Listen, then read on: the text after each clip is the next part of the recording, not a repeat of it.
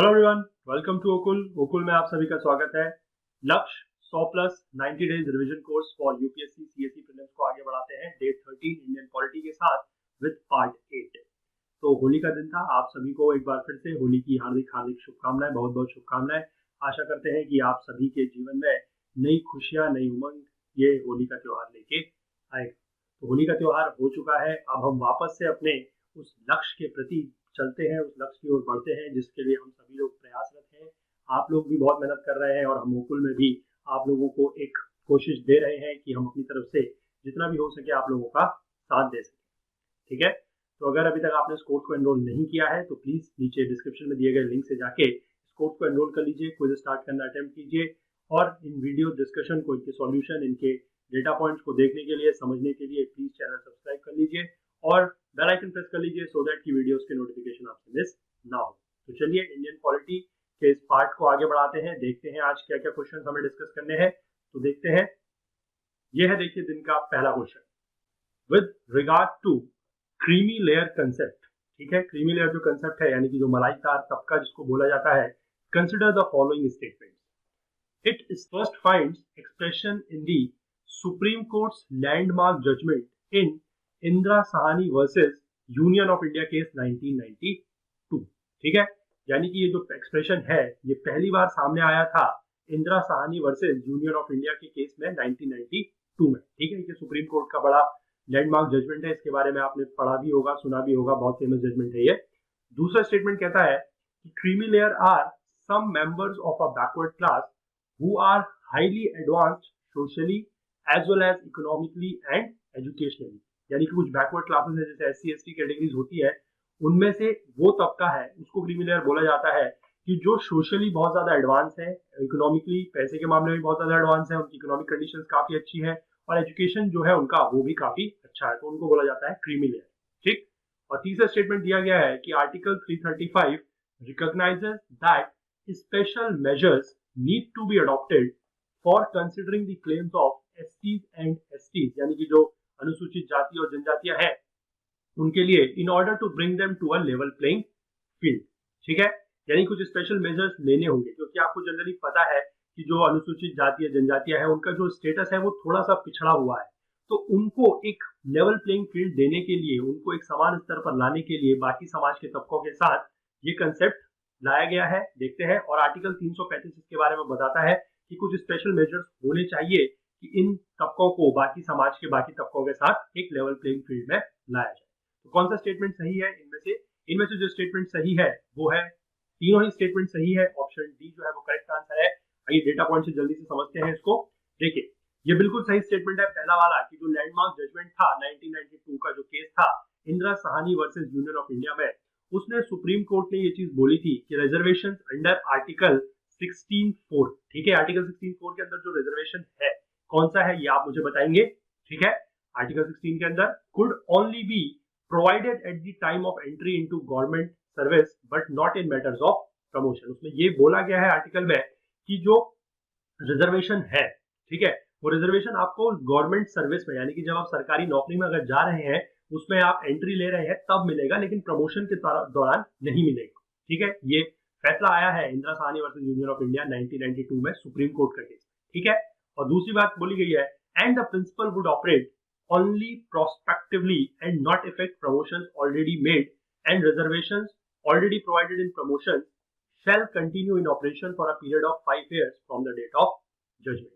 यानी कि जिस दिन ये फैसला आया उससे पहले जिन लोगों का प्रमोशन हो चुका था इस बेसिस पे, ठीक है, तो उनका प्रमोशन जो है वो रोका नहीं जाएगा, वो प्रमोशन उस तरीके से चलता रहेगा, और जिनको प्रमोशन मिल चुका है वो इस फैसले के आने के 5 साल बाद तक उनका जो प्रमोशन है वो इसके हिसाब से बना रहेगा। ठीक है, ये जजमेंट में बताया गया। दूसरा बात लिखी गई है कि मोर सिग्निफिकेंटली जो ये जजमेंट है इसमें ये भी बोला गया है कि that the creamy layer can be and must be excluded. Creamy layers को हटाया जाना चाहिए क्योंकि क्रीमी लेयर्स के पास उनका एजुकेशनल बैकग्राउंड काफी अच्छा है, उनका एजुकेशनल स्टेटस काफी अच्छा है, इकोनॉमिक स्टेटस काफी अच्छा है, तो उनको ये रिजर्वेशन देने की कोई आवश्यकता नहीं है, तो इसलिए इनको हटाया जाना चाहिए। ठीक है, और ये सवाल क्यों आया है, देखिए, the central government has asked the Supreme court of India recently to refer to a 7-judge bench the question whether the creamy layer concept should apply or not to the scheduled classes, scheduled caste and scheduled tribes while giving them reservation in promotion. तो central government, केंद्र सरकार ने ये सवाल supreme court से पूछा है कि एक 7 जज बेंच बनाए के इस पर फैसला लिया जाए कि क्या प्रमोशन में क्रीमी लेयर का जो कंसेप्ट है, ठीक है, उसको अप्लाई किया जाए या नहीं किया जाए। जो प्रमोशन में रिजर्वेशन का यूज होता है उस पर इसको यूज किया जाए या नहीं किया जाए। तो वहां से ये सवाल इंपॉर्टेंट बन जाता है। आर्टिकल 16(4) पे आप ध्यान दीजिएगा और इसका मेरे को नीचे बताइएगा कि कमेंट पे ये आर्टिकल कौन सा है। चलिए आगे बढ़ते हैं अगले क्वेश्चन की तरफ। ये है with regard to the representation of Anglo Indians in parliament consider the following statement. क्या क्या है?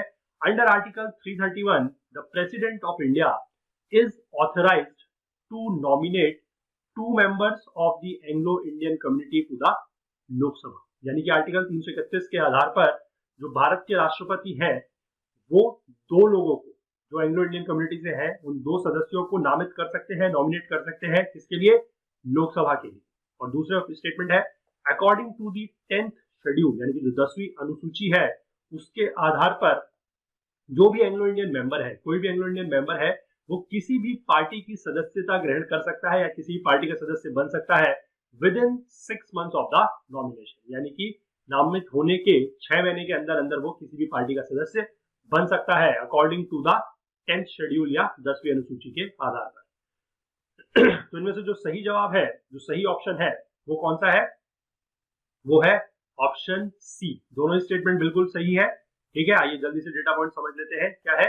Under article 331 the president of India is authorised to nominate 2 members। ठीक है, ये आर्टिकल इंपॉर्टेंट है, ध्यान रखिएगा। 2 members है, ये भी ध्यान रखिएगा। कौन नॉमिनेट करता है ये भी ध्यान रखिएगा। ठीक है, of the Anglo Indian community if no member of this community is elected among the 543 members of the Lok Sabha. यानी कि जो 543 मेंबर्स होते हैं लोकसभा में जिनका इलेक्शन होता है, अगर उनमें से कोई भी एंग्लो इंडियन कम्युनिटी का नहीं है तो प्रेसिडेंट जो है वो आर्टिकल 331 के आधार पर 2 members को इस कम्युनिटी से नॉमिनेट कर सकते हैं। ठीक है, और इसी तरीके से जो गवर्नर होते हैं, जो राज्यों के राज्यपाल होते हैं, वो एक एंग्लो इंडियन कम्युनिटी के पर्सन को नॉमिनेट कर सकते हैं in the lower house of the state legislature. ध्यान रखिएगा, लोअर हाउस, क्योंकि कहीं कहीं पर अगर बाइकैमरल लेजिस्लेचर होता है स्टेट में भी, जैसे कि विधानसभा और विधान परिषद, तो ये विधानसभा की बात हो रही है। ठीक है, और ये according to the 10th schedule. 10th schedule क्या है? एक तो ये 10th शेड्यूल ये यहाँ पर मेंशन है 10वीं अनुसूची की, इसके आधार पर एंग्लो इंडियन जो नॉमिनेटेड एंग्लो इंडियन मेंबर है वो 6 महीने के अंदर किसी भी पार्टी की सदस्यता ग्रहण कर सकता है। बाकी इस 10th शेड्यूल का जो मेजर पार्ट है, जो हमने पिछले वीडियोस में डिस्कस किया है, उसके बारे में अगर आपने वो चीज देखी है तो आप मुझे जरूर बताइए, या आपको पता है तो आप नीचे कमेंट सेक्शन में मुझे जरूर बताइए। इसी तरीके से हम साथ साथ चीजों को रिवाइज करते रहेंगे और रिकॉल करते रहेंगे। ठीक है, तो यहाँ पर लिखा गया है कि according to the 10th schedule of the constitution any Anglo Indian member can take the membership of any party within 6 months of the nomination. 6 महीने के अंदर। ठीक है, और एक बार उसने सदस्यता ले ली तो they are bound to the party whip. Whip के बारे में भी हमने डिस्कस किया था कि विप क्या होता है। ठीक है, and they have to work in the house according to the party's agenda. तो एक बार अगर वो पार्टी के सदस्य बन गए तो उनको विप का भी जो फैसले हैं उसको मानना पड़ेगा, और जो पार्टी के एजेंडे हैं उसके हिसाब से उनको काम करना पड़ेगा। फिर वो एक स्वतंत्र सदस्य की तरह, एक इंडिपेंडेंट मेंबर की तरह काम नहीं कर सकते। चलिए अगला क्वेश्चन देखते हैं। With regard to POCSO court recently seen in the news consider the following statement. ये पॉक्सो जो कोर्ट बनने वाले हैं उसको लेकर जो फैसला दिया गया है, जो सुप्रीम कोर्ट ने बोला है, उसके बारे में स्टेटमेंट है। पहला है Supreme Court has directed to set up POCSO court in each districts across the country that have over 100 cases of child abuse and sexual assault pending। ठीक है, कि ऐसे डिस्ट्रिक्ट, ऐसे जिले जहां पर 100 से ज्यादा केसेस लंबित हैं या जो केसेस सॉल्व नहीं हुए हैं, किसके केसेस हैं वो? चाइल्ड अब्यूज के और सेक्सुअल असॉल्ट के। ठीक है, तो वहां पर पॉक्सो कोर्ट बनाया जाए। ठीक है, ये किसने बोला है? सुप्रीम कोर्ट ने। और दूसरी बात बोली गई है कि POCSO courts will be funded by the central government. यानी कि जो फंड मिलेगा पॉक्सो कोर्ट्स को वो किसके द्वारा दिया जाएगा? सेंट्रल गवर्नमेंट यानी कि केंद्र सरकार के द्वारा। ये पॉक्सो का मतलब होता है prevention of children against sexual offences. ठीक है, इनमें से कौन सा स्टेटमेंट सही है? इनमें से जो स्टेटमेंट सही है वो दोनों ही स्टेटमेंट बिल्कुल सही है, तो ऑप्शन बनता है ऑप्शन सी सही। ठीक है, आइए जल्दी से डेटा पॉइंट समझते हैं। The Supreme Court has directed the centre to set up special courts. ध्यान रखिएगा कि सुप्रीम कोर्ट ने बोला है, और किसको डायरेक्ट किया गया है? सेंटर को, यानी कि केंद्र को। ठीक है, to set up special courts in each district across the country that have over 100 cases. ध्यान रखिएगा, वैल्यू याद रखिएगा कि 100 से ज्यादा केसेस जहां पर है of child abuse and sexual assault pending trial under the prevention of children from sexual offences. ठीक है, पॉक्सो एक्ट। और ये जो कोर्ट्स है they will be funded by the central government, केंद्र सरकार इनको फंड करेगी। And the fund will not only take care of the appointments of the presiding officer. ये फंड अलग अलग तरीके से काम आएगा कि सिर्फ प्रिसाइडिंग ऑफिसर के अपॉइंटमेंट के लिए नहीं, but also appointments of support person, special public prosecutor, court staff and infrastructure, और बाकी including creation of the child friendly environment and vulnerable witness court rooms. इन सबके लिए भी जो पैसा है, जो फंड की जरूरत पड़ेगी, उसको भी केंद्र सरकार ही देगी। ठीक है, चलिए अगले क्वेश्चन की तरफ बढ़ते हैं, देखते हैं क्या है अगला क्वेश्चन। तो आज के दिन का अगला क्वेश्चन था वो ये था, consider the following statement. Article 81 जो 81वां अनुच्छेद है संविधान का, वो डिफाइन करता है composition of the house of the people of और द लोकसभा।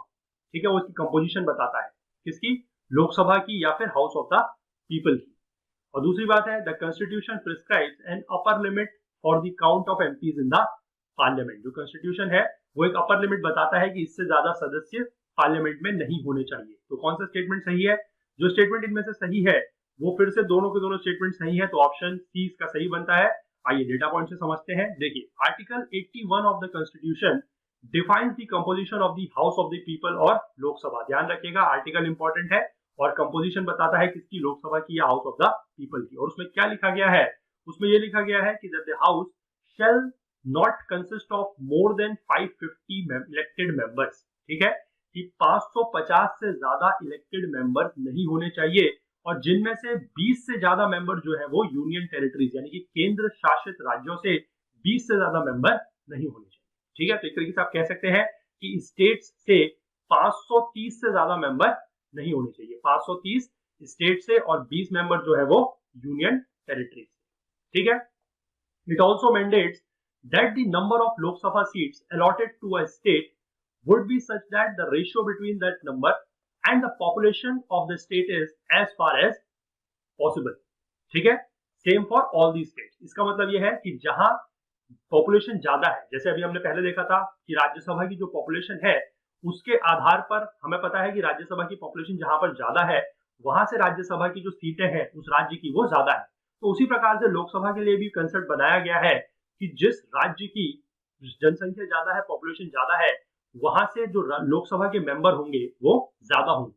ठीक है, लोकसभा की सीटें वहां की ज्यादा होंगी। तो उस तरीके का ही ये यहाँ पर भी दिया गया है। And this is to ensure that every state is equally represented. ठीक है, तो ये यहाँ पर भी कंसेप्ट यूज होता है। चलिए लास्ट क्वेश्चन देख लेते हैं आज के दिन का क्या है। With reference to the GST council, ठीक है, जीएसटी काउंसिल, जीएसटी परिषद को लेकर सवाल है। स्टेटमेंट्स कंसिडर करते हैं। पहला है, its objective is to ensure one uniform tax rates for goods and services across the nation. ठीक है, गुड्स एंड सर्विसेज, गुड्स का मतलब होता है माल और सर्विसेज का मतलब होता है सेवा। ठीक है, आपको पता है कि जीएसटी काउंसिल का मतलब है GST stands for goods and services tax, यानी कि माल और सेवा कर। ठीक है, तो जो उसका परिषद है उसका क्या ऑब्जेक्टिव है कि वो एक टैक्स रेट लाए for goods and services across the country, पूरे देश में गुड्स एंड सर्विसेज के लिए यानी कि माल और सेवा के लिए वो एक यूनिफॉर्म टैक्स रेट लेके आए। ठीक, और दूसरा है, it dictates the tax rate, tax exemption, due dates of the forms, tax laws and tax deadlines, keeping in mind special rates and provision for some states. ठीक है, तो अगर वो टैक्स रेट बता रहा है या टैक्स एग्जम्पशन बता रहा है या ड्यू डेट बता रहा है फॉर्म की, या टैक्स के लॉ बता रहा है या और भी चीजें बता रहा है, तो वो उस टाइम पर तो कुछ राज्य है उनके जो स्पेशल रेट्स हैं और जो वहां के स्पेशल प्रोविजंस हैं उनको भी ध्यान में रखें। तो इनमें से जो स्टेटमेंट सही है वो फिर से दोनों के दोनों स्टेटमेंट सही है, ऑप्शन सी सही बनता है। आइए इसके बारे में देख लेते हैं थोड़ा सा। तो जीएसटी काउंसिल, जीएसटी काउंसिल यानी कि जैसे मैंने आपको बताया जीएसटी परिषद जो है is the key decision making body that will take all important decisions regarding the GST. तो जीएसटी को लेकर जो भी इंपॉर्टेंट डिसीजंस होंगे, जो महत्वपूर्ण फैसले होंगे, वो सारी की सारी लेगी GST council. The GST council dictates tax rates, tax exemption, the due dates of forms, tax laws and tax deadlines, keeping in mind special rates and provisions for some states. तो ये बिल्कुल सही है।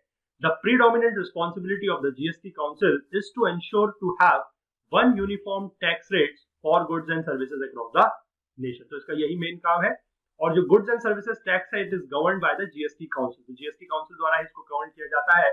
आर्टिकल 279A का जो 1 है of the amended Indian constitution, आप मुझे यहाँ पर ये बताइएगा कि जीएसटी जो है वो कौन से कॉन्स्टिट्यूशनल अमेंडमेंट एक्ट से आया है। ठीक है, जो कॉन्स्टिट्यूशनल अमेंडमेंट एक्ट है, ये सीए है, यहाँ पर इसको कंफ्यूज नहीं करिएगा, ये सिटीजनशिप अमेंडमेंट एक्ट की मैं बात नहीं कर रहा हूं।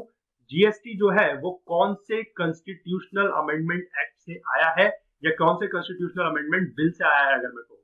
ठीक है, कौन से संविधान संशोधन बिल से या संविधान संशोधन का जो एक्ट है वो किसके थ्रू जीएसटी को लागू किया गया है, ये आप मुझे नीचे कमेंट सेक्शन में बताइएगा जरूर। ठीक है, आर्टिकल 279(1) का जो सबसेक्शन ए है of the amended Indian constitution, वो बोलता है कि जीएसटी काउंसिल का कंस्टिट्यूट होना चाहिए था, जीएसटी काउंसिल बनना चाहिए था बाय द प्रेसिडेंट। कौन बनाएगा? President, with in 60 days of the commencement of the article 279A। ठीक है, ये पुरानी बात हो चुकी है, अब ये जीएसटी काउंसिल वगैरह बन चुका है, तो फिर भी ये इंपॉर्टेंट क्वेश्चन बन जाता है, क्योंकि जीएसटी काउंसिल की जो बैठकें हैं, जो मीटिंग्स हैं, वो होती रहती हैं धीमे धीमे, मतलब बीच बीच में बैठकें होती रहती है। किसी बैठक में चीजों को लेकर कुछ फैसला निकलता है, कभी टैक्स कम होते हैं, कभी टैक्स रेट किसी चीज में बढ़ाया जाता है, तो उसके अकॉर्डिंग थोड़ा बहुत इकोनॉमी में इधर उधर फर्क पड़ता है। तो उसके अकॉर्डिंग ये जो क्वेश्चन है, और जीएसटी अभी 1-8 साल में ही लागू हुआ है, तो थोड़ा सा इंपॉर्टेंट क्वेश्चन हमेशा ये अभी 1-2 साल के लिए यूपीएससी में माना जा सकता है। चलिए, तो आज के ये थे वो 5 क्वेश्चन जो आज सुबह के क्विज में लाइव हुए थे। और आज त्योहार का दिन था, आशा करते हैं आप लोगों को ज्यादा समय नहीं मिल पाया होगा, लेकिन एक यूपीएससी एस्पिरेंट होने के नाते आप लोगों का ये फर्ज बनता है कि थोड़ा सा अपनी खुशियों को, त्योहार वाली खुशियों को थोड़ा सा कम करके अपने पढ़ाई में अपनी खुशियों को ज्यादा ढूंढने की कोशिश करें, तो ये अच्छा रहेगा। होली है, त्योहार है, ये सब तो हर साल आते रहते हैं, इनका कोई वो नहीं है। एक बार आप सफल हो जाइए, अपनी मंजिल को पा लीजिए, तो फिर हर साल इन त्योहारों को बड़े अच्छे से अपने दोस्तों, अपने परिवार के साथ आप मना सकते हैं। तो अगर आपको ये वीडियो पसंद आया तो प्लीज लाइक कीजिए, शेयर कीजिए अपने फ्रेंड्स, अपने कलीग्स के साथ। और अगर आपको कोई कमेंट है, कोई फीडबैक आप हमें देना चाहते हैं, तो प्लीज वो भी नीचे कमेंट सेक्शन में आप बिल्कुल बेझिझक होकर लिख सकते हैं, पूछ सकते हैं। आपके फीडबैक का, आपके कमेंट्स का हमें हमेशा इंतजार रहता है। अगर आप हमसे जुड़ना चाहते हैं तो आप हमें Facebook page, Twitter page, Telegram channel के थ्रू जुड़ सकते हैं। हमें आप हमारी ईमेल पे भी लिख सकते हैं या फॉलो कर सकते हैं हमें लिंक्डइन पे और इंस्टाग्राम पे। तो मिलते हैं बहुत जल्द कल को अगले वीडियो के साथ। सुबह 9 बजे क्वेश्चन लाइव होंगे, क्विज़ लाइव होगा, उसको अटेम्प्ट कीजिए। रात के 9 बजे वीडियो डिस्कशन में मिलते हैं। तब तक के लिए do take care of yourself. Thank you, have a nice day, good night.